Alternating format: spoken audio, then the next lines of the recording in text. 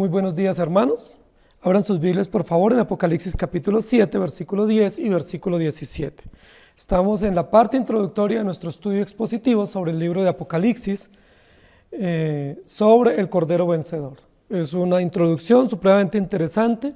Hoy vamos a hablar sobre las claves hermenéuticas y exegéticas para comprender el libro de Apocalipsis. Vamos a presentar algunos de los tópicos o ópticas de estudio a través de los cuales nosotros podemos abordar este estudio que pues es un estudio muy enriquecedor, muy dinámico, muy rico en símbolos, en gramática, en literatura, y que ha sido un libro bastante distorsionado. Yo quiero que leamos el texto que mencioné, Apocalipsis 7, 10 y 17. Dice: y clamaban a gran voz diciendo: la salvación pertenece a nuestro Dios que está sentado en el trono y al Cordero. Porque el Cordero que está en medio del trono los pastoreará y los guiará a fuentes de aguas de vida, y Dios enjugará toda lágrima de los ojos de ellos. Este es uno de los textos extraordinarios de Apocalipsis con relación al cuidado pastoral de Dios para su pueblo, a su cuidado amoroso y bondadoso y misericordioso para con sus ovejas, cómo Dios de manera extraordinaria se presenta como el Cordero inmolado, el Cordero cruento, pero que vive y que permanece para siempre y que cuida y pastorea desde su trono a su iglesia y enjuga o cuida o pastorea de manera amorosa y tierna a sus ovejas, a las ovejas de su rebaño. Este texto es introductorio para nosotros dar a conocer el título de la enseñanza de hoy. Y clamaban a gran voz diciendo, y clamaban a gran voz. Esta es una de las frases o de los conceptos que se va a repetir una y otra vez en el libro de Apocalipsis. Y clamaban a gran voz. El libro de Apocalipsis es un libro rico en clamores. Hay muchos clamores en el libro de Apocalipsis. Hay clamores de los salvos pidiendo justicia. Hay clamores de los 24 ancianos en el templo o en el trono adorando al Cordero. Hay clamores de los 4 seres vivientes. Hay clamores de los enemigos del Evangelio por causa del juicio severo que viene de parte de Dios. Y hay clamores de los creyentes militantes, la iglesia que camina, que peregrina en esta tierra y que su caminar está mediado por sufrimiento y por incomprensiones. Claman a gran voz, y ese es el título de hoy, y clamaban a gran voz. Y me gusta muchísimo ese enunciado, porque es un enunciado, además de clamor, es un enunciado exclamativo, es decir, evoca un dolor, una angustia, una pregunta, una exclamación, una admiración por algo, en lo cual amerita una respuesta urgente y profunda que llegue al corazón. Y clamaban a gran voz. ¿Cuándo nosotros clamamos? Clamamos cuando estamos en angustias, cuando estamos en desespero, cuando estamos en profunda incomprensión, cuando pasamos por momentos de dolor, cuando sentimos que somos atacados y que somos perseguidos. Nosotros clamamos y pedimos auxilio. Es cuando estamos en peligro, cuando estamos en desventaja, clamamos. Y la Biblia dice acá, y clamaban a gran voz. Está hablando de un grupo de creyentes o de los salvos de todos los tiempos, pero también habla de los ángeles que clamaban, de los seres vivientes que clamaban, de los mártires muertos por causa del Evangelio que clamaban. Es una frase que realmente es un hilo conductor en el estilo gramático del libro, y clamaban a gran voz.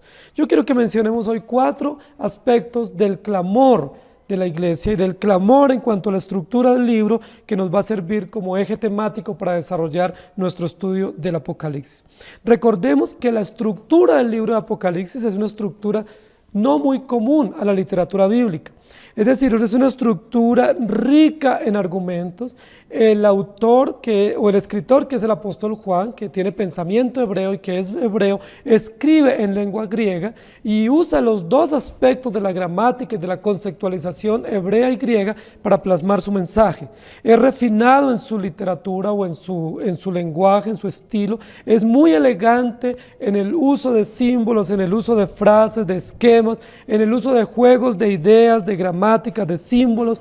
Usa muchísimos símbolos. Uno de ellos es la cruz, que es símbolo de vida y de verdad y de esperanza y de redención para el creyente. Usa el símbolo de Sodoma y de Egipto como señal de inmoralidad o como ejemplo de inmoralidad. El símbolo o el ejemplo del monte de Sión, que representa la nueva Jerusalén. El lector que no está muy acostumbrado a este tipo de literatura va a quedar un poco perdido con el desarrollo temático de esta historia. Pareciera como una presentación dramática que no tiene muchos actores y que tiene algunos actores que son permanentes en la historia, pero tiene algunos actores estelares que solamente van a aparecer de manera muy ocasional o fortuita en el desarrollo de este drama, de esta historia. Pareciera que son los mismos actores de toda la historia, con diferentes trajes o con diferentes disfraces o vestuarios para representar diferentes momentos de esa misma realidad.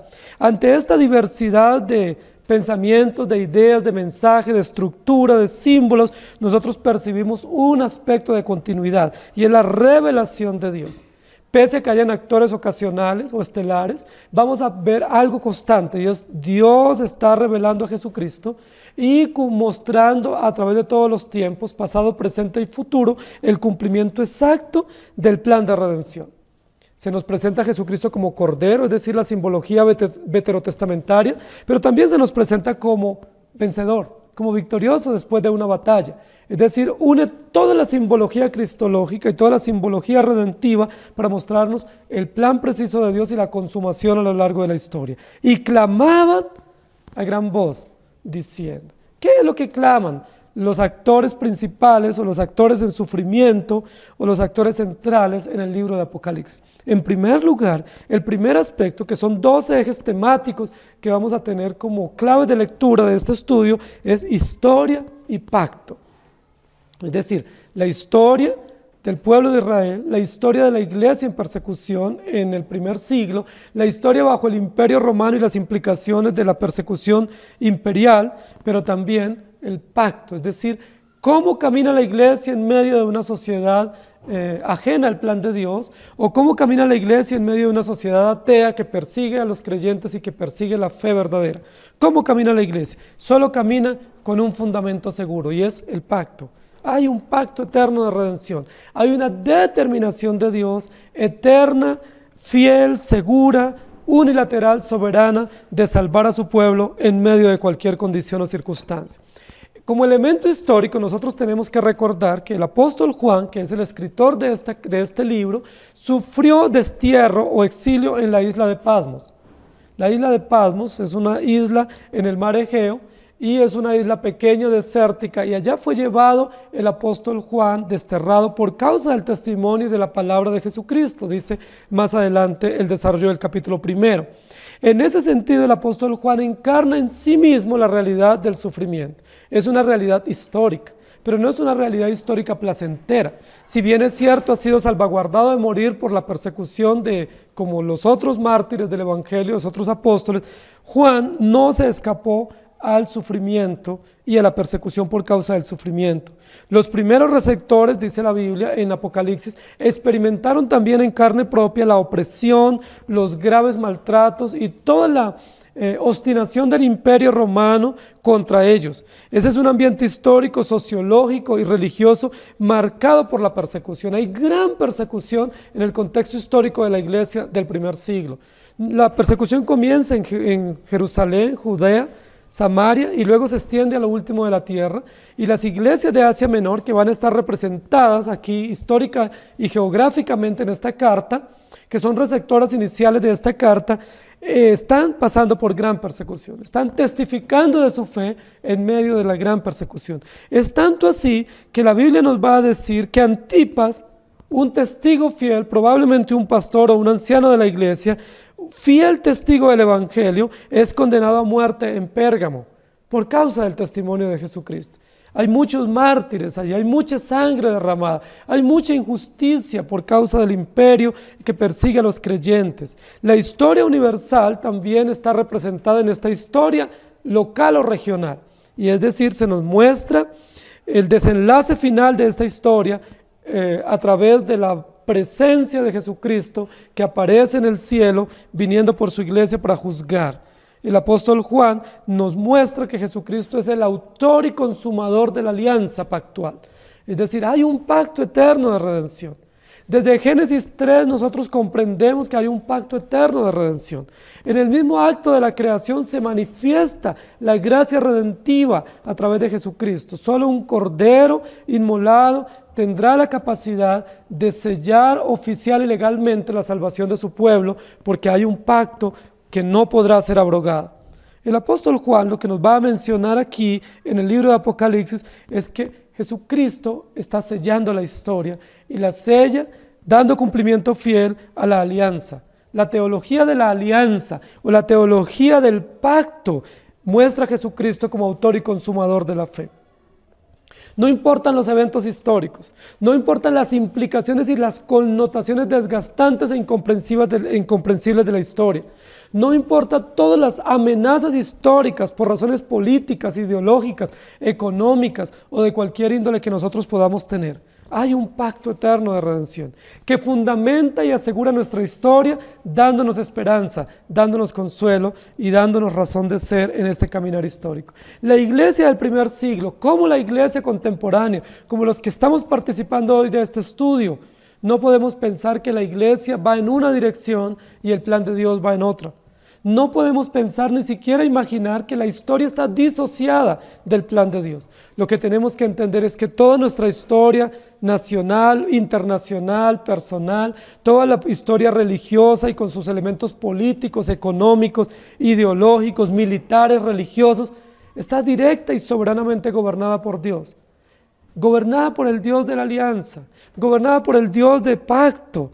Él es autor soberano que escruta y penetra los más íntimos y profundos pensamientos de nuestro corazón y del corazón de todos los hombres y de todos los pueblos.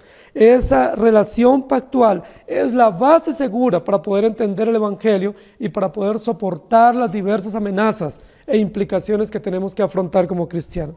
La base central de la publicación de esa señal de pacto o de esos contenidos pactuales se da en el monte Sinaí. Y el pueblo de Israel lo conoce. Y la iglesia sufriente en el primer siglo lo comprende. Por eso el monte Sión o el monte Sinaí evoca el cumplimiento del pacto, evoca el cumplimiento de la alianza, la presencia de Dios fidedigna sosteniendo a su pueblo a lo largo de la historia. Han pasado por lo menos unos 3.500 años, unos 3.000 años desde ese momento histórico hasta el momento en que está escribiendo el apóstol Juan. Pero en ese momento se está recordando que el Dios del monte Sinaí, el Dios de la alianza, está allí, no como cordero para ser llevado al matadero, sino como cordero inmolado, vencedor y victorioso. Es omnisciente, Dios creador, sabio, omnipotente, juez justo, que trata con justicia a su pueblo, pero también con misericordia. Es juez permanente que defiende a su pueblo y que aboga por ellos para darles victoria. Juan, el escritor, usa la afirmación confesional antigua, muy interesante para referirse a Jesucristo, el testador del pacto, o el sellador o el que exalta la teología de la alianza, y es: Jesús es el Señor. Esa es una frase que se va a repetir.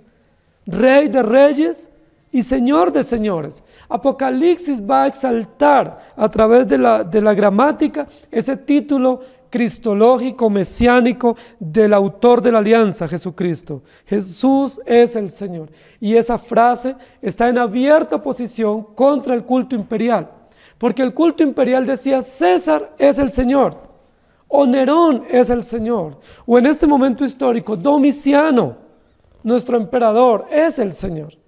Cuando el apóstol Juan registra en varias oportunidades en el libro de Apocalipsis esa máxima o esa afirmación confesional profunda: Jesús es el Señor, lo que está diciendo es: César no es el Señor.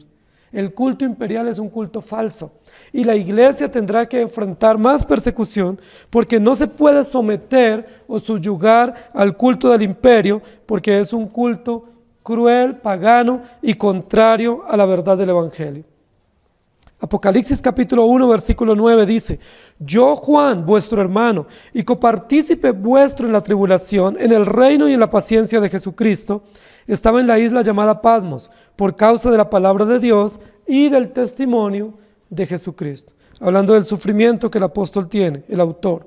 Apocalipsis capítulo 2 versículo 13: Yo conozco tus obras y donde moras, donde está el trono de Satanás, pero retienes mi nombre y no has negado mi fe, ni aun en los días en que Antipas, mi testigo fiel, fue muerto entre vosotros, donde mora Satanás. Queridos hermanos, una de las exclamaciones contundentes, retumbantes que llegan a nuestros oídos del pueblo en sufrimiento en este periodo histórico es: historia y pacto.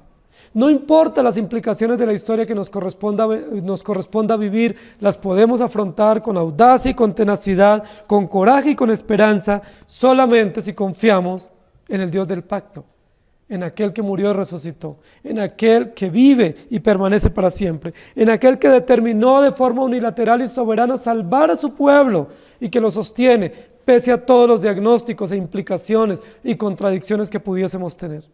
Queridos hermanos, yo no sé si tú estás pasando por un momento histórico difícil. No sé si hay un momento circunstancial, complejo, adverso y bien contradictorio en su vida como persona, como familia o en su nación o a nivel político o económico. Sin importar esa situación, debemos recordar que Dios hizo un pacto. Y si te dio la fe para creer, te sostendrá hasta el final. No solo sostendrá tu vida y tu fe, sino sostendrá tu llamado y los dones que Dios te ha dado, porque Dios es fiel y porque irrevocables son los dones e irrevocable el llamado que viene de parte de Dios. Y clamaban a gran voz, la historia pertenece al Dios del pacto. Historia y pacto. Realidad temporal, realidad eterna, realidad cambiante y circunstancial gobernada por una realidad y una determinación soberana. Dios hizo un pacto eterno de redención y lo cumple con fidelidad. El segundo grito que yo quiero mencionar en esta carta es: y clamaban a gran voz, Dios y redención. Y yo quiero mencionar aquí dos aspectos importantes del libro de Apocalipsis que también son recreados ampliamente en este libro que es un poco profundo para nosotros. Dios y redención. Es decir, ¿qué dice el apóstol Juan sobre Dios y qué dice sobre Cristo? ¿Cuáles son las verdades teológicas más contundentes, los principios y las enseñanzas más extraordinarias que nosotros encontramos en este libro? ¿Y cuáles son las verdades más profundas y más esperanzadoras que podemos encontrar de Cristo en este libro? El libro de Apocalipsis usa el nombre de Dios en todos los capítulos. No hay un capítulo de los 22 de este libro que no mencione el libro de Dios, el nombre de Dios, y que no ponga de relieve al mencionar el nombre de Dios su gobierno, su santidad y su justicia. Es decir, el apóstol Juan, cuando presenta a Jesucristo, muestra una teológica centrada en Jesucristo, centrada en Dios, centrada en la justicia, el gobierno, la soberanía, en el poder, en la santidad de nuestro Dios. Su teología es profundamente teocéntrica. La doctrina de Dios es la mayor contribución que encontramos nosotros en el libro de Apocalipsis. Es decir, todo lo que dice de Dios, sus atributos, su poder, su justicia, su plenitud, su dignidad, su omnisciencia, su verdad, su testimonio, su palabra fiel, son aspectos del carácter de Dios muy ricos y muy recurrentes en este libro de Apocalipsis. No hay un capítulo que no aborde de manera teológica centrada en el carácter de Dios, el ser de Dios y toda su enseñanza. Uno de los aspectos importantes de la teología del libro de Apocalipsis es el trono de Dios. Desde que comienza el libro hasta el final, abre hablándonos del trono de Dios. Es muy importante, porque en otros aspectos de la teología de otros libros de la Biblia se menciona menos el trono de Dios. Ahora, cuando menciona el trono de Dios, es una alusión directa a la autoridad de Dios, es una alusión directa a la santidad de Dios, es una alusión directa al gobierno, a su justicia, a su verdad, a su dignidad, que es incomparable con cualquier otra criatura o cualquier otro ser. Al mencionar el trono de Dios de manera tan profunda y tan contundente y con tan lujo de detalles, lo que nos muestra también es que Él es el único digno de ser adorado. Y que Él es el único de ser reconocido y de ser exaltado y de ser honrado en todos los confines de la tierra. Nos muestra su poderío inigualable, nos muestra que mientras las monarquías fueron temporales y mientras muchos tronos fueron muy majestuosos y muy brillantes y muy honrados, aquí en la tierra hay un trono eterno, incomparable, en brillo, en majestuosidad, en valor, en honor, que es el trono de nuestro Dios, que reina con poder, con justicia y con verdad. Él es el creador de todas las cosas. Él siempre está en el trono. No ha habido un momento en la historia de la humanidad donde Dios, nuestro Dios, no esté en el trono y donde no gobierne a la humanidad con poder y con soberanía. No hay un hecho histórico que se salga del carácter soberano y fiel de nuestro Dios. Él es creador. Y como creador, está en el trono y toda su creación debe tributarle alabanza y reconocimiento. Dios y redención, y clamaban a gran voz. La cristología que se presenta en el libro de Apocalipsis es considerada la más rica cristología de todo el Nuevo Testamento. Es la cristología con altísimas denominaciones para referirse a Jesucristo, el Hijo de Dios. Jesús es sentido, es concebido, es presentado en el libro de Apocalipsis como el Hijo único y verdadero de Dios, como la más fuerte expresión del carácter de Dios manifestado y revelado entre nosotros. Es presentado como el testigo fiel, como el que era, el que es y que habrá de venir. Es presentado como el resucitado. Y una de las frases cristológicas, metafóricas que más se usa en este libro es el Cordero. Es la frase principal o la metáfora principal que usa el apóstol Juan para referirse a la cristología del Nuevo Testamento. Y por supuesto esa frase o esa metáfora del Cordero resume o sintetiza o abarca toda la cristología de la Escritura. Jesucristo es el Cordero inmolado de Dios. Es presentado como el testigo fiel de las promesas de Dios. Es presentado como el que dice siempre la verdad. Muchos testigos fieles habían muerto por causa del Evangelio. Recordemos que testigo tiene que ver con mártir, ¿sí? Con ser martirizado por causa de la fe o por causa del testimonio. Jesucristo es presentado como el testigo fiel que vive y permanece para siempre. Antipas fue testigo fiel en Pérgamo, pero había sido muerto por causa del testimonio. Pero hay un testigo fiel que vive y permanece para siempre, Jesucristo, el Hijo de Dios. Ahora, contra tantos falsos testimonios que abundaban en el primer siglo por parte del culto imperial para perseguir a los creyentes, había muchos falsos emperadores y testigos que se levantaban para hacer denuncias contra los creyentes, levantando acusaciones falsas contra todos esos falsos testigos que se levantaban ensañadamente para destruir a los creyentes verdaderos. La Biblia nos va a presentar a Jesucristo como el testigo fiel, el fiel y verdadero, el que dice la verdad. Qué extraordinario consuelo para nosotros. Yo y tú podemos confiar en el testimonio de Jesucristo. No podemos confiar en el testimonio de otros que se levantan contra nosotros.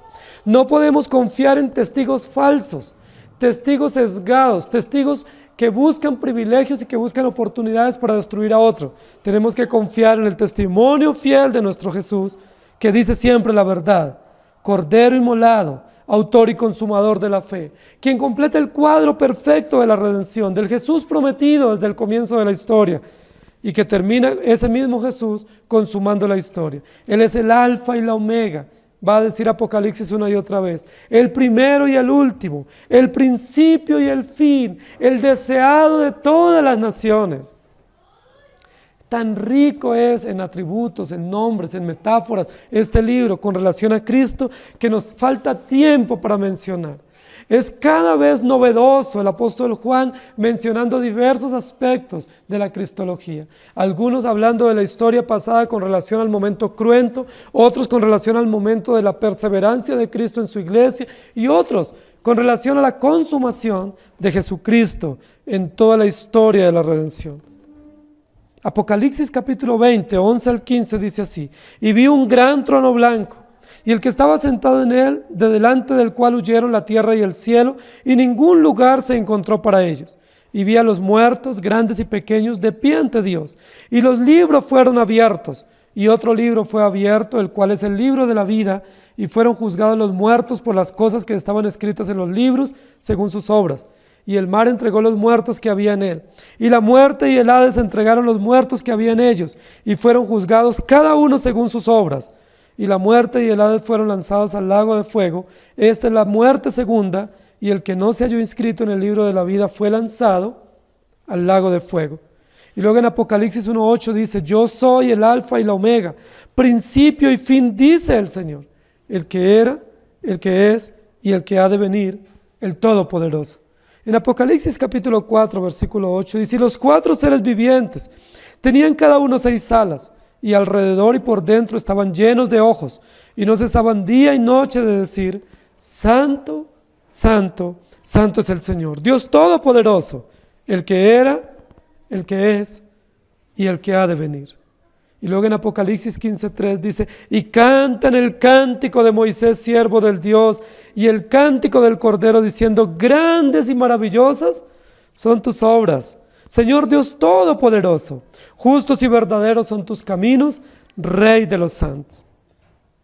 Apocalipsis 16, versículo 7 dice, también oía otro que desde el altar decía, ciertamente, Señor Dios Todopoderoso, tus juicios son justos y verdaderos. Todos estos textos que estamos leyendo nos ayudan a afianzar el concepto que el libro de Apocalipsis presenta de Jesucristo y presenta de Dios. El grito y clamaban a gran voz, Dios y su redención. Es decir, la redención pertenece al Dios de la historia, al Dios eterno, que envió a Jesucristo, Cordero inmolado, para ser valiente y poderoso vencedor, que defiende y lleva a su pueblo a feliz término. Apocalipsis capítulo 4, versículo 10. Los 24 ancianos se postran delante del que está sentado en el trono y adoran al que vive por los siglos de los siglos y echan sus coronas delante del trono.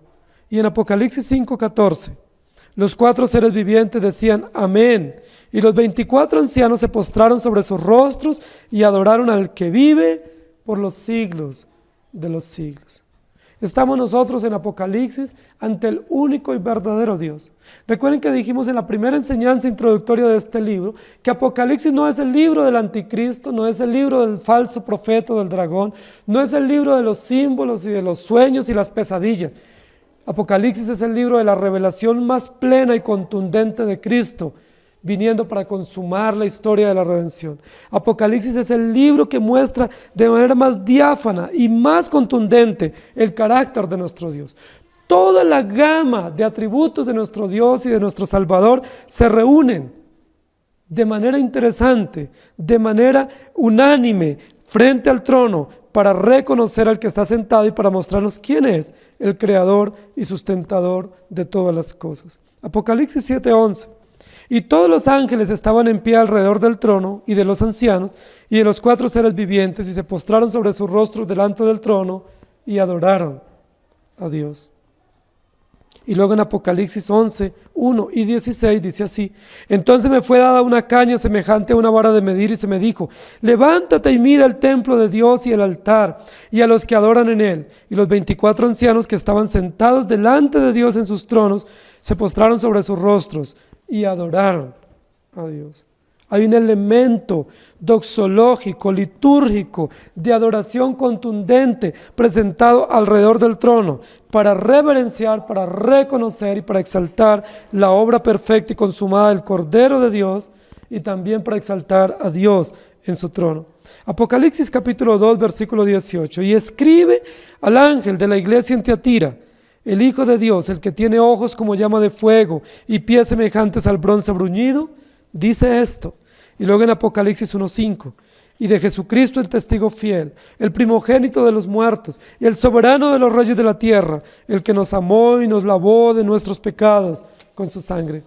Qué extraordinario es el libro de Apocalipsis para presentarnos a Dios, para presentarnos su victoria, su poderío, su soberanía, para presentarnos de manera contundente con lujo de detalles y de metáforas. ¿Quién es el Señor de la historia? ¿Quién es el autor y consumador de nuestra fe?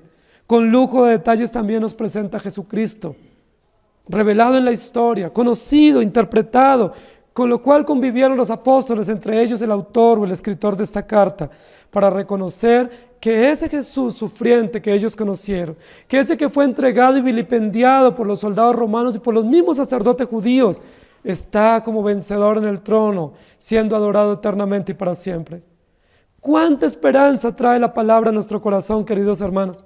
Porque no importa las dificultades que nosotros podamos tener, no importa también las amenazas y los dedos señaladores que se levanten contra nosotros. Aquellos que han sido llamados serán sostenidos por Dios.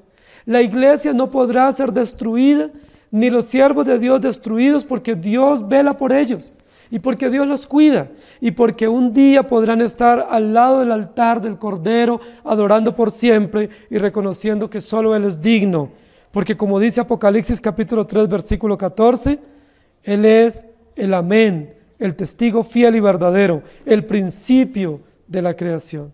Y luego en Apocalipsis 22, 13 y 20 dice, yo soy el alfa y la omega, el principio y el fin, el primero y el último, el que da testimonio de estas cosas, dice: ciertamente vengo en breve, amén, sí, ven, Señor Jesús. Y clamaban a gran voz. Uno de los gritos que entona la comunidad de salvos en opresión o en sufrimiento es Dios y su redención.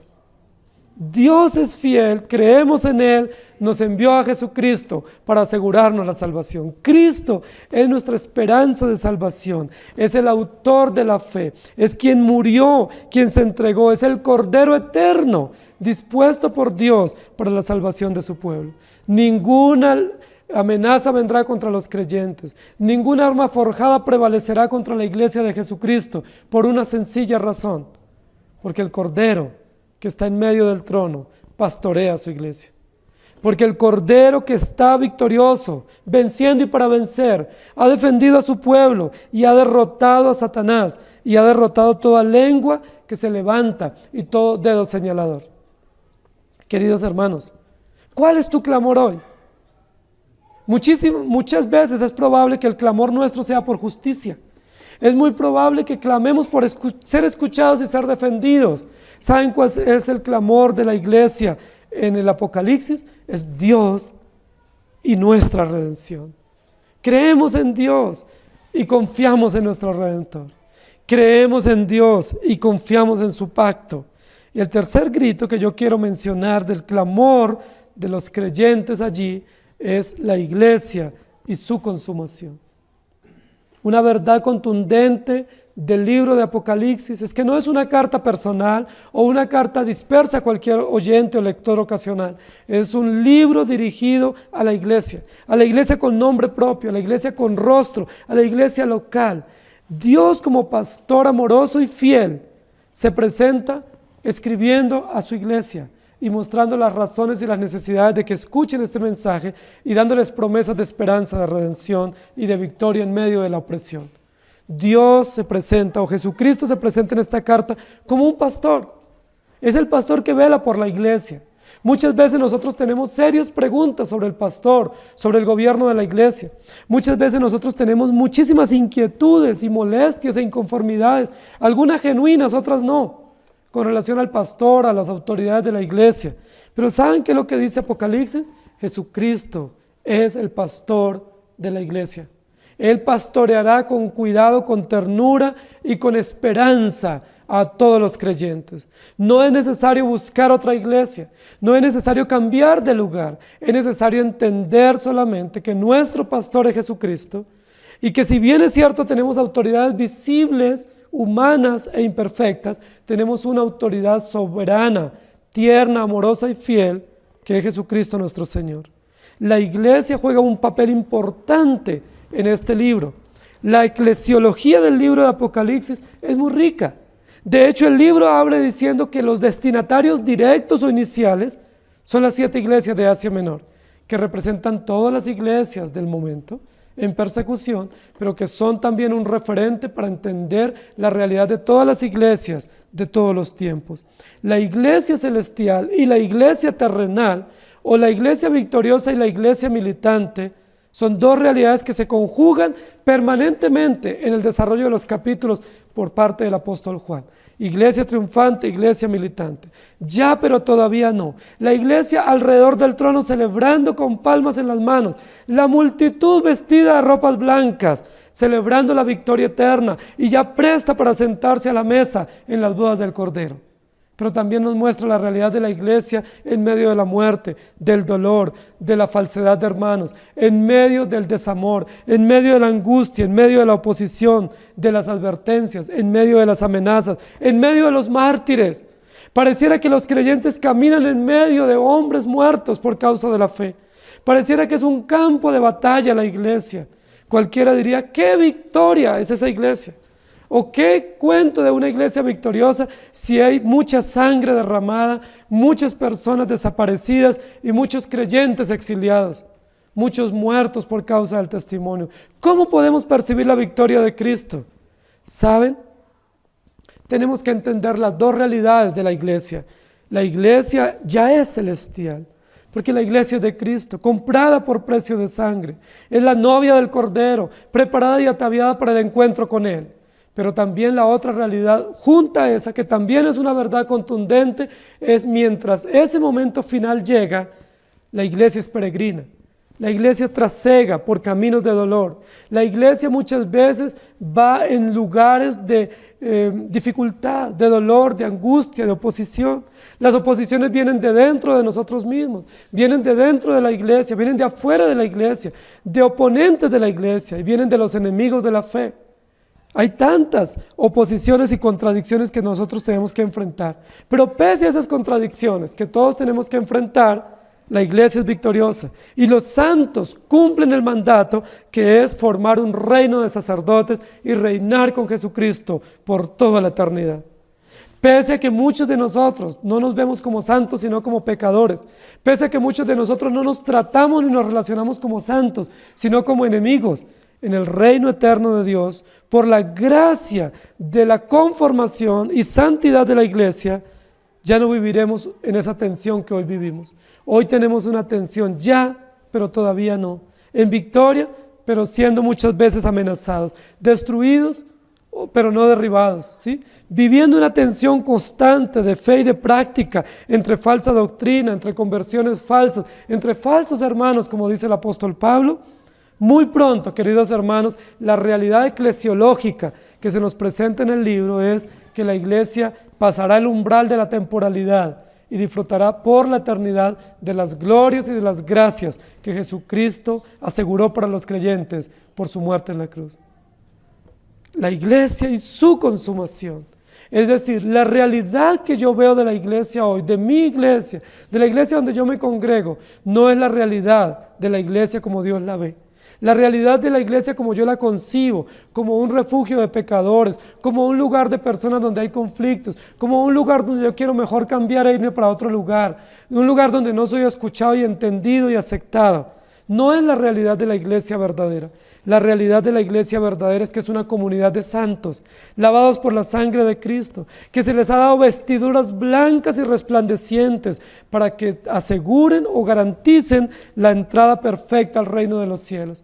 Que un día todos nosotros que estamos acá, que tenemos serias desavenencias entre nosotros, que tenemos serias dificultades e inconsistencias, un día, queridos hermanos, por la misma gracia de Dios que nos sostiene hoy, estaremos junto a la mesa, sonrientes, palpitantes, con palmas en las manos, celebrando y reconociendo la victoria del Cordero, no nuestra fidelidad ni nuestra perseverancia, sino la obra perfecta de Jesucristo, que siendo nosotros pecadores, perdonó nuestros pecados, que siendo nosotros inmerecedores, nos abre las puertas del reino para entrar y disfrutar y para decirnos bienvenido al reino, que siendo nosotros terriblemente malos y perversos y muchas veces ensañándonos contra nosotros mismos y contra otros y contra la obra de Dios, Dios en su infinita bondad, por su propia gracia y por su propio carácter amoroso y justo, nos ha preparado una mesa eterna, con unos manjares eternos que disfrutaremos y nos sentaremos a las bodas del Cordero para nunca más regresar. Esa tensión temporal de iglesia militante e iglesia eterna y victoriosa, llegará un momento en que no se vivirá más. Y eso es lo que llamamos escatología. La escatología es la consumación de todas las cosas. La escatología bíblica es la doctrina que enseña que todo va en una dirección cierta y segura, que no estamos al azar ni a la deriva, que todos los acontecimientos de la historia de la humanidad y la historia de la iglesia y de mi historia personal están siendo gobernados y encaminados por un Dios bueno y justo y misericordioso y providente, llevando a un puerto seguro. La escatología es la consumación de todas las cosas. No vamos a caer en el abismo, estamos llegando al clímax de la historia donde se consumará todo. Y la consumación escatológica, bíblica, es la consumación, es la victoria, es la plenitud, no es el sinsabor, sino es la victoria plena y absoluta de la iglesia por el carácter de Dios y el carácter del Cordero que será llevada a la victoria permanente. Iglesia y consumación.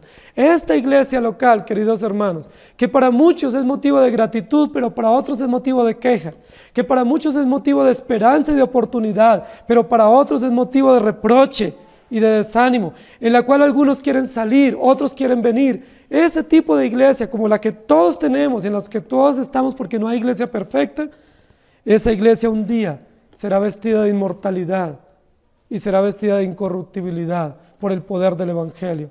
Y todos aquellos que hemos disfrutado en esta iglesia y que hemos tenido inconvenientes y desavenencias, por la gracia de Dios que nos ha perdonado, estaremos juntos, probablemente de la mano, en el tribunal de Cristo, preparados para celebrar la victoria del Cordero. Esa motivación de la consumación de todas las cosas es terrible y poderosa motivación para la fidelidad, para la conversión y para una caminata permanente mirando al Señor o puesto los ojos en Jesús.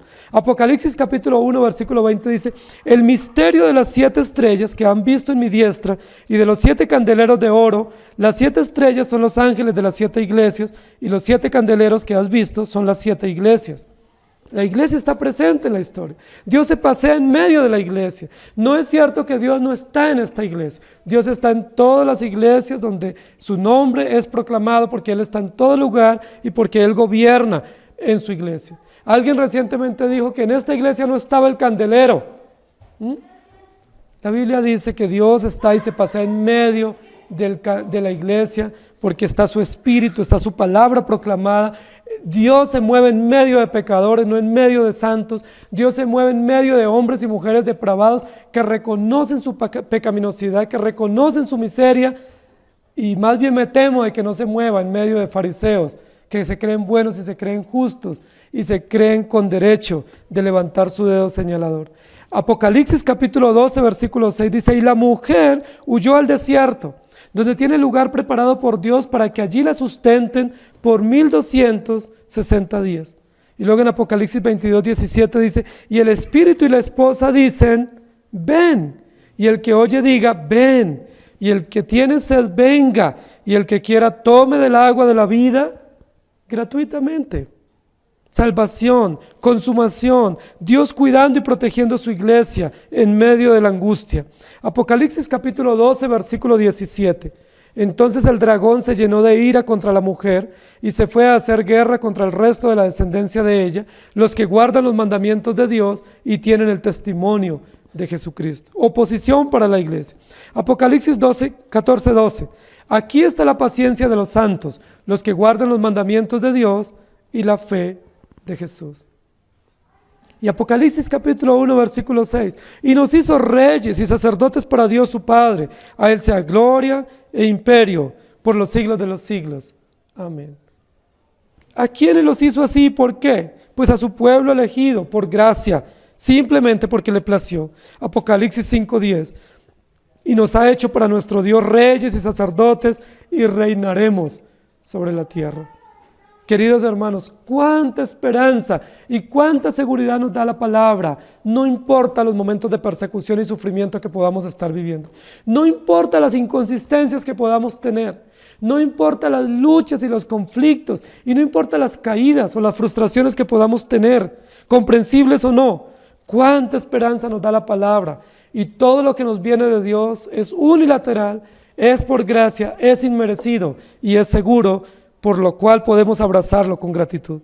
Apocalipsis 3, 11 y 20 dice: he aquí yo vengo pronto, retén lo que tienes para que ninguno tome tu corona. He aquí yo estoy a la puerta y llamo, si alguno oye mi voz y abre la puerta, entraré a él y cenaré con él y él conmigo. Y luego, en otro texto de la Escritura, Apocalipsis 2, 10 y 17 dice: no temas en nada lo que vas a padecer. He aquí el diablo echará a algunos de vosotros en la cárcel para que seáis probados y tendréis tribulación por 10 días. Sé fiel hasta la muerte y yo te daré la corona de la vida. El que tiene oído, oiga lo que el Espíritu dice a las iglesias. El que venciere, daré a comer del maná escondido y le daré una piedrecita blanca y en la piedrecita un nombre escrito, un nombre nuevo, el cual ninguno conoce, sino aquel que lo recibe. Iglesia y consumación. Esta realidad temporal, dolorosa, a veces incomprensible de la iglesia, a veces fluctuante, a veces pensamos que la iglesia va para adelante y a veces pensamos que va para atrás, a veces pensamos que va en avanzada y a veces pensamos que va en retroceso. Cualquier sea la realidad de la iglesia, pequeño o grande, difícil o no, esperanzador o no, queridos hermanos, hay consumación. Este no es el final de la iglesia, este no es el final de la historia. El telón no bajará en esas circunstancias, el telón bajará mostrándonos la victoria segura, la consumación eterna de la iglesia, la victoria plena de los creyentes, por lo cual no temas. Yo estoy contigo. No desmayes porque yo soy tu Dios. Nadie podrá hacerte frente porque yo soy más que vencedor y les doy la victoria y les aseguro. Y clamaban a gran voz. Otro clamor de la iglesia en Apocalipsis tiene que ver con un clamor de adoración y de confianza. Una de las riquezas que tiene el libro de Apocalipsis es una riqueza himnológica, doxológica, litúrgica. Hay muchas canciones en Apocalipsis, hay muchos himnos entonados por diversos seres y diversos grupos, hay diversos ángulos donde se escuchan canciones, es como una coral a varias voces con diversos grupos que responden en coro al unísono, exaltando la grandeza de Dios y del Cordero. Son coros, son himnos extraordinarios, centrados en el carácter de Dios y en el carácter del Redentor. Ninguno de esos signos está centrado en el beneficio de la iglesia. Ninguno de esos signos o de esas liturgias que se presentan en Apocalipsis está centrada en los beneficiarios o en los receptores. Toda la liturgia apocalíptica, todos los signos, toda la doxología, todos los elementos de adoración que se elevan en el libro de Apocalipsis están dirigidos a Dios y al Cordero. Todos están encaminados a esa dirección. Y todos los creyentes, como una población de sacerdotes, con toda la dignidad sacerdotal, celebran por la eternidad la alabanza a Dios, la liturgia a Dios, que está sentado en el trono. Ahora, la figura de que el Cordero esté sentado en el trono y todos los grupos, ángeles y querubines y los seres vivientes y los 24 ancianos y la multitud de redimidos esté adorando alrededor del trono, lo que nos muestra es la obra ha sido terminada. El Cordero está en el trono, sentado, victorioso, terminó su obra, es un Cordero triunfante, soberano, sentado, es un Cordero triunfante, victorioso, que ganó la batalla. Porque Jesucristo es el centro de la liturgia apocalíptica. Para aquellos que tienen dificultad con los tipos de liturgia, basta leer Apocalipsis, porque la liturgia no está centrada en el dolor de los que sufren, como dice la teología de la liberación. La liturgia no está centrada en el beneficio de las personas, como dice el humanismo o el arminianismo. La liturgia no está centrada en las decisiones sabias de los hombres, porque el hombre es pecador y se equivoca en sus decisiones. La liturgia está centrada tampoco en la iglesia, como enseña la Iglesia Católica Romana. La liturgia está centrada en el autor y consumador de la fe. La liturgia está centrada en Jesucristo, victorioso y vencedor, el que era, el que es y el que ha de venir. Presenta este libro de Apocalipsis una fe personal, una fe inquieta, una fe dinámica, una fe atormentada, genuina, una fe vital, una fe libre y una fe verdadera que nos lleva a la adoración genuina de corazón. En ningún momento dice que clamaban a gran voz quejándose por algo, sino que clamaban como un acto de adoración pública y solemne alrededor del trono. Muestra lo genuino, lo puro, lo entregado de esta adoración, lo convencido de esta adoración. Muestra de manera extraordinaria la esperanza en medio de la represión. La iglesia está en un momento de represión.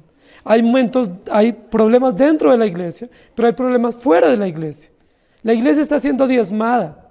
Hay muchos creyentes que están desaparecidos, otros muertos y otros se han ido para otros lugares. La iglesia corre el riesgo de desaparecer, pero en medio de ese riesgo natural, la iglesia alaba y los salvos alaban y dicen: porque tú eres digno, porque grandes y maravillosas son tus obras, porque tú eres el Cordero de Dios, porque no hay nadie como tú, autor y consumador de la fe. Extraordinario contenido de estos signos cristológicos y teológicos. Nada que ver con las alabanzas contemporáneas centradas en los sentimientos y en las pasiones humanas, centradas en el humanismo, en mi beneficio, y no centradas en las doctrinas estructurales del Evangelio. El libro de Apocalipsis, en medio de esa liturgia, un poco angustiante y un poco mediada por el dolor y la amenaza y la represión, desarrolla magistralmente la esperanza en medio de la desesperanza. Va contra la lógica desesperante del mundo para llevarnos al espíritu de la proclamación espléndida de la esperanza, La liturgia es dirigida a Dios que está en el trono, al Cordero que está sentado en el trono, pero la esperanza proviene de Él, la consumación es de Él, la redención es de Él, el pacto es de Él, la iglesia es de Él, todo es de Él. Por lo tanto, nuestra confianza, nuestro gozo y nuestra gratitud está en Él.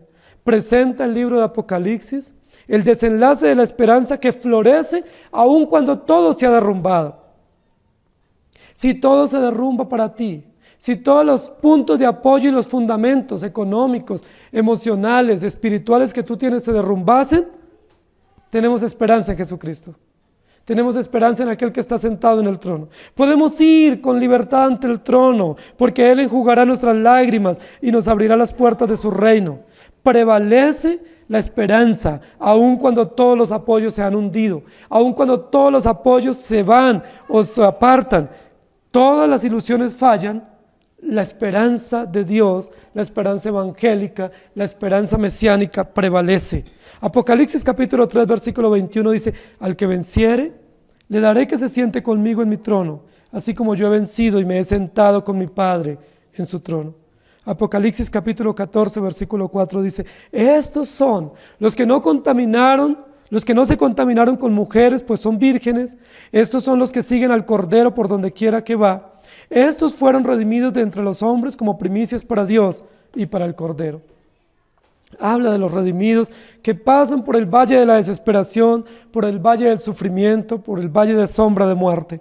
Apocalipsis 12:10 dice: entonces oí una gran voz en el cielo que decía: ahora ha venido la salvación y el poder y el reino de nuestro Dios y la autoridad de su Cristo, porque ha sido lanzado fuera el acusador de nuestros hermanos, el que los acusaba delante de nuestro Dios día y noche. Muchos de nosotros estamos viviendo o experimentando o sufriendo el tema de lo que dice aquí este texto del acusador. Pero hay una esperanza, querida iglesia. La Biblia dice: será lanzado fuera el acusador de los creyentes, que los acusa delante de Dios de día y de noche. Y Apocalipsis 11, 15 y 17 dice: el séptimo ángel tocó la trompeta, y hubo grandes voces en el cielo que decían: los reinos del mundo han venido a ser de nuestro Señor y de su Cristo, y Él reinará por los siglos de los siglos, diciendo: te damos gracias, Señor Dios Todopoderoso, el que eres y que eras y que has de venir, porque has tomado tu gran poder y has reinado. Queridos hermanos, el libro de Apocalipsis, con todas estas claves hermenéuticas y todos estos tópicos metodológicos para su desarrollo, lo podemos entender solo por la gracia de Dios y por el poder del Espíritu Santo. Lo podemos entender, descifrar y comprender solo por la gracia derramada en nuestros corazones para poder ver el Evangelio en medio de tanta dolor, confusión y tanta simbología un poco compleja para nosotros.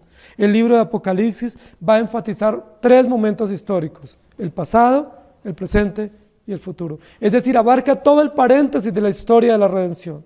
¿Sí? El que era, el que es y el que ha de venir. Cristo, el Cordero de Dios, presente en el pasado, presente en el presente y presente en el futuro. Es decir, el Dios de todos los tiempos, el Cordero de todos los tiempos y circunstancias, nuestra esperanza segura en cualquier momento de dolor y en cualquier encrucijada. El libro de Apocalipsis va a enriquecer muchas dinámicas propias de los audiovisuales. Vi es una de las frases que se va a repetir: vi, y vi esto, y vi aquello, y vi, y oí, y vi. Pero la visión es lo que va a prevalecer como un elemento de sentido externo para mostrarnos lo real, lo que se ve, lo que se puede demostrar, lo que se puede comprobar. Es decir, lo que no es una ilusión o una idea. No dice pensé, dice vi. Pero la conjunción más común en el libro de Apocalipsis es la conjunción y. Y vi, y oí, y dije, y hablé. Y. Es una conjunción común a todo el libro de Apocalipsis que la desarrollaremos próximamente en clave gramatical para nuestro entendimiento. Adoración y confianza es otro grito de la iglesia en el primer siglo y de la iglesia de todos los tiempos. ¿Cuál es el grito de nuestra iglesia hoy? ¿Cuál es el grito de nuestra alma en medio del dolor y de la angustia? Adoramos al que vive por los siglos de los siglos y confiamos plenamente en Él. Nos abandonamos en sus brazos tiernos y confiamos en sus designios. Nos abandonamos en su poder y en su justicia, porque su justicia es buena. Como dice la palabra, no caiga yo en manos de hombres, sino en manos de Dios, porque Dios es clemente y misericordioso, pero el hombre es inclemente, cruel, severo e inmisericordia. El libro está lleno de principios éticos que nos ayudan como valores absolutos en las luchas cotidianas de la economía, en las luchas de raza, en las luchas de género, en las luchas ideológicas, educativas. El libro está lleno de valores éticos y morales que nos ayudan a entender que en medio de la persecución política que pudiésemos tener o religiosa, nosotros tenemos esperanza. El apóstol Juan profundamente conforta a la iglesia perseguida, la exhorta a una fe más robusta y a una esperanza más firme en Jesucristo. El apóstol Juan ve la intención de la persecución imperial, pero en medio de esa persecución osada y desmedida, llama a la iglesia: robustézcanse en su fe, robustézcanse en su conocimiento, en su esperanza, y enfrenten el sufrimiento con audacia, porque habrá consumación y porque hay un cordero inmolado. El rechazo a la autoridad del imperio les hacía acreedores a los creyentes a la persecución de los emperadores. Pero los creyentes con osadía, con denuedo y con valor asumen aún el exilio y la ejecución, como Antipas, el testigo fiel en Pérgamo, por causa del testimonio y de la palabra, con tal de abrazar la esperanza segura de la vida eterna. Que Dios nos ayude, queridos hermanos, a vivir una vida cotidiana de sacrificio a Dios, de entrega, de abnegación, de liturgia, una vida doxológica, himnológica, encaminada a la adoración y la exaltación del carácter de Dios en medio de y a pesar de.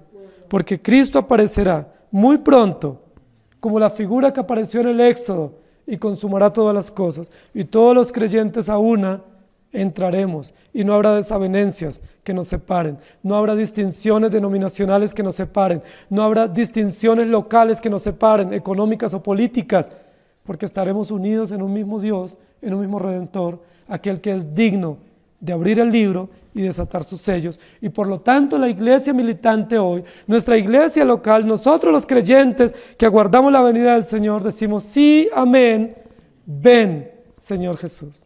Que el Señor les bendiga. Oremos. Señor, gracias por tu palabra. Gracias por darnos esperanza. Gracias porque así como los creyentes clamaban a gran voz, nosotros también clamamos a gran voz. Pero no clamamos por las injusticias. Clamamos reconociendo quién eres. Clamamos reconociendo que la historia detallada de nuestra vida está en tus manos. Clamamos reconociendo que el pacto está en tus manos y que lo determinaste para tu propia gloria y nos has hecho beneficiarios por gracia. Señor, clamamos que la iglesia y la consumación de toda la iglesia y toda su historia y sus propósitos y sus finalidades está en tus manos. Y clamamos, Señor, que la adoración te pertenece y que confiamos únicamente en ti. Clamamos que de Dios y de Jesucristo es la redención y que nuestra vida está segura en tus manos. Clamamos, Señor, que la iglesia está en victoria, no por nuestras acciones, sino por ti, por tu carácter, por tu fidelidad. Ayúdanos a entender Apocalipsis, ayúdanos a entender estos ejes temáticos, estas claves hermenéuticas, para que podamos gozarnos en su estudio y llegar a conclusiones pastorales y teológicas que te honren, pero que también fortalezcan nuestra fe y robustezcan nuestra confianza en ti, en aquel que era, que es y que ha de venir, Jesucristo el Salvador, Cordero inmolado, el fiel y verdadero, el testigo fiel que dice siempre la verdad, el deseado de todas las naciones, Jesucristo nuestro Señor, nuestro Salvador, nuestro Pastor, que nos pastorea suavemente y enjuga las lágrimas de su pueblo y nos lleva a pastos delicados, en Cristo Jesús. Amén. Que el Señor les bendiga.